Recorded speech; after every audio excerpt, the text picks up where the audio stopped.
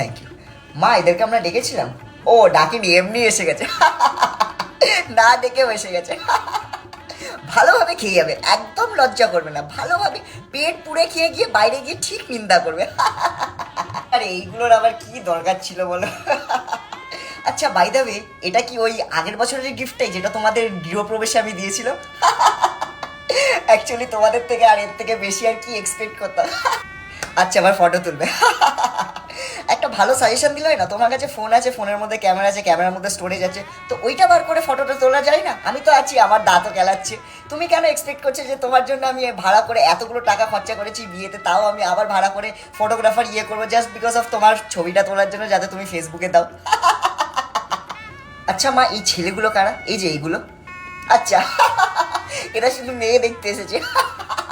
একদম একদম একদম ভালো করে খাবেন, ঠিক আছে? একদম লজ্জা করে খাবেন, কারণ এমনিতে আমি জানি যে খাবারটা হজম হতে না হতে, এই গেটটা পেরোতে না পেরোতে আপনি নিন্দা শুরু করে দেবেন। এর থেকে ভালো একটু লজ্জা করে খান।